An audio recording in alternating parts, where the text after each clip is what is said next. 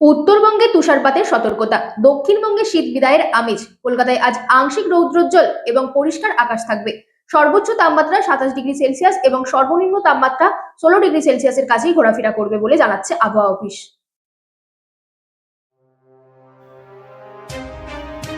উত্তরবঙ্গে তুষারপাতের সতর্কতা, দক্ষিণবঙ্গ ও কলকাতায় শীত বিদায়ের আমেজ। আজ শুক্রবার 30শে জানুয়ারি 2026। সমগ্র পশ্চিমবঙ্গে মূলত শুষ্ক আবহাওয়া বিরাজ করছে।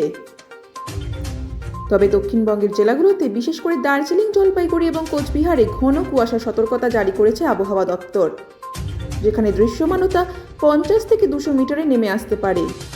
দক্ষিণবঙ্গের জেলাগুলোতেও ভোরের দিকে হালকা থেকে মাঝারি কুয়াশা দেখা দিলেও বেলা বাড়ার সাথে সাথে আকাশ পরিষ্কার হয়ে যাবে।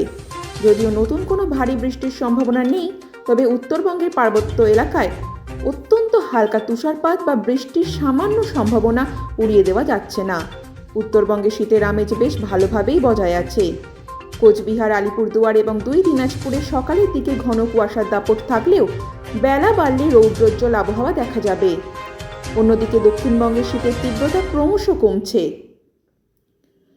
পুরুলিয়া, বাঁকুড়া, বীরভূম এবং মুর্শিদাবাদের মতো জেলাগুলোতেও সকালের দিকে হালকা শীত অনুভূত হলেও বিকালের দিকে তাপমাত্রা কিছুটা বাড়বে।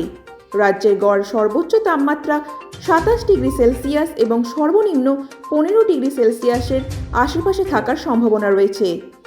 কলকাতায় আজ আংশিক রৌদ্রোজ্জ্বল এবং পরিষ্কার আকাশ থাকবে।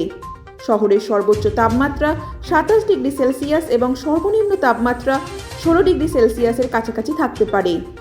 আর্দ্রতা প্রায় 47% থাকবে, যার ফলে দিনের বেলা খুব একটা অস্বস্তি হবে না। ভোরের দিকে হালকা কুয়াশার দেখা মিললেও বেলা গড়াতে তা কেটে যাবে। আগামী কয়েকদিন কলকাতায় বড় কোনো পারদ পতনের সম্ভাবনা নেই বললেই চলে। ব্যুরো রিপোর্ট, রাত দিন নিউজ নেটওয়ার্ক।